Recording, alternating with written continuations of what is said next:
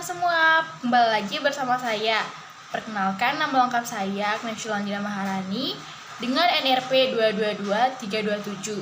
Saya dari kelas A RMIK semester 2. Saat ini saya sedang menempuh pendidikan D3 Rekam Medis dan Informasi Kesehatan di Sekolah Tinggi Ilmu Administrasi Malang. Pada kesempatan ini juga saya akan memenuhi tugas video anatomi, yaitu pada sistem digestif atau sistem pencernaan di bawah bimbingan dosen pengampu kami, yaitu Bapak Henry Didiarto, S.Kep Nurse MPD. Baik teman-teman, langsung saja kita mulai. Kira-kira apa sih itu sistem pencernaan atau digestif? Nah, sistem pencernaan adalah sebuah proses di mana itu dilakukan oleh sistem organ pencernaan untuk mengelola makanan agar dapat diserap nutrisinya dan diubah menjadi energi. Selain itu juga sistem atau organ pencernaan pun terdiri dari beberapa organ-organ yang memiliki peranannya masing-masing dalam mengelola makanan. Di sini kita akan lihat urutan sistem-sistem pencernaan. Oke teman-teman, perlu juga kita ketahui bahwa organ utama yang menyusun sistem pencernaan manusia itu terdiri dari mulut, kerongkongan, ada lambung, usus halus, pankreas, usus besar, rektum, dan anus. Jadi kita mulai dari yang pertama dulu ya teman-teman, yaitu mulut. Nah, jadi proses pencernaan manusia dimulai dari makanan digigit, dikunyah, dan dihaluskan di dalam mulut. Jadi, makanan yang bercampur dengan air liur akan dipecah menjadi potongan-potongan yang lebih kecil oleh gigi, sehingga menjadi lunak dan mudah ditelan.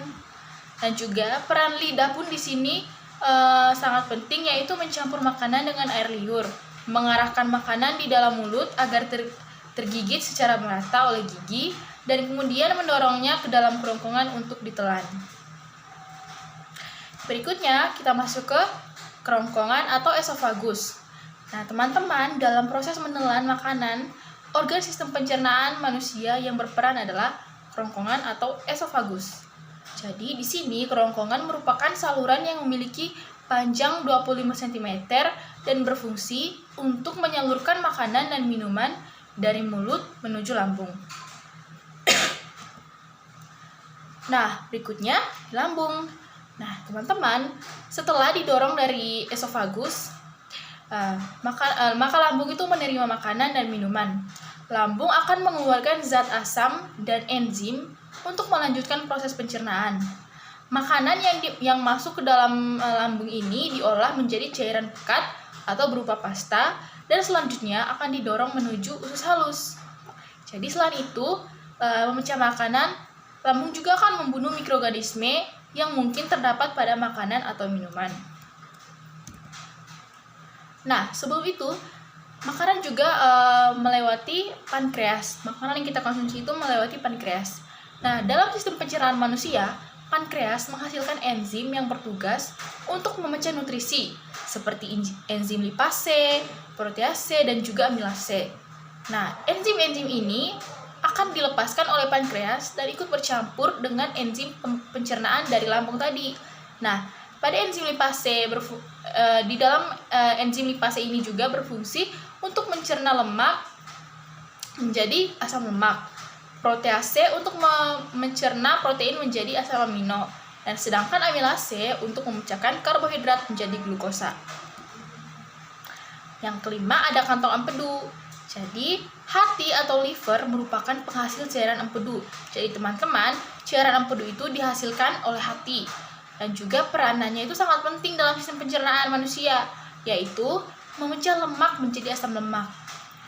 Kemudian, cairan empedu ini juga terdiri dari kolesterol, garam empedu, bilirubin, air, serta mineral seperti kalium dan natrium yang disimpan di dalam kantung empedu.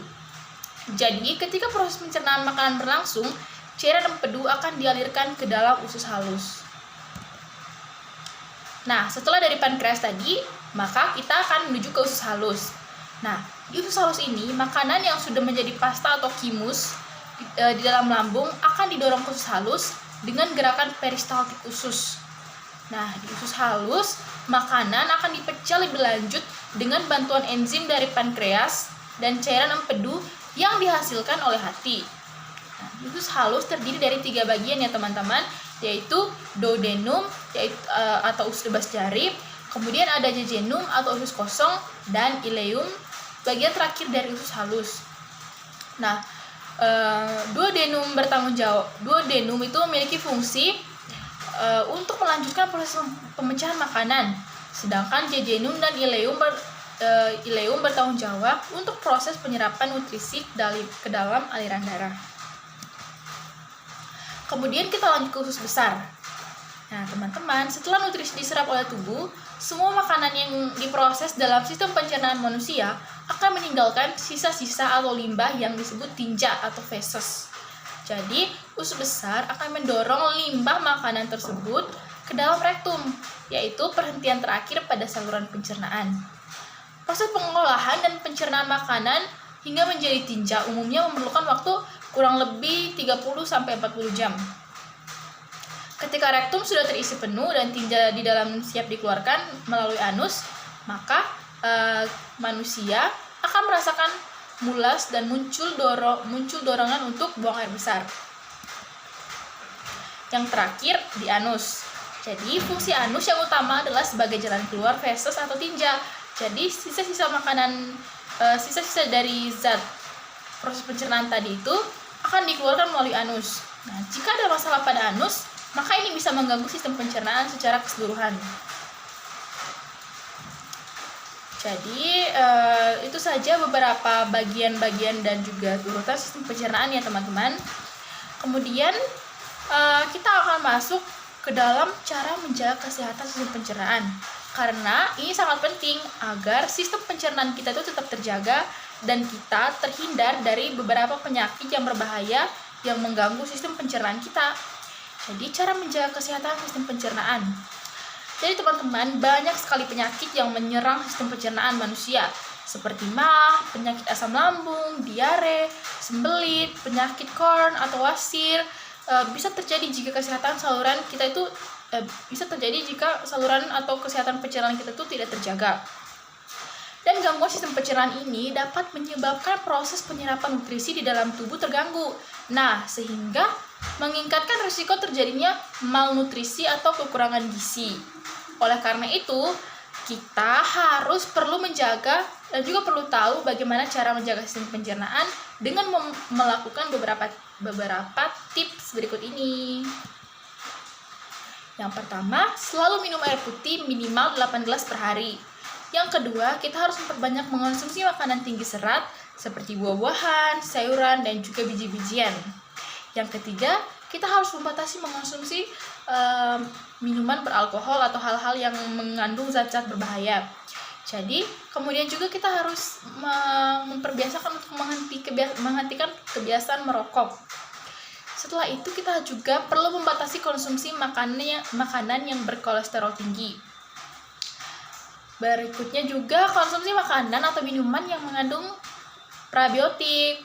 Dan yang terakhir, lakukan pemeriksaan kesehatan secara rutin ke dokter. Oke teman-teman, jadi sekian saja beberapa presentasi dan juga penjelasan dari saya berkaitan dengan sistem digestif atau pencernaan. Terima kasih telah menonton, semoga bermanfaat.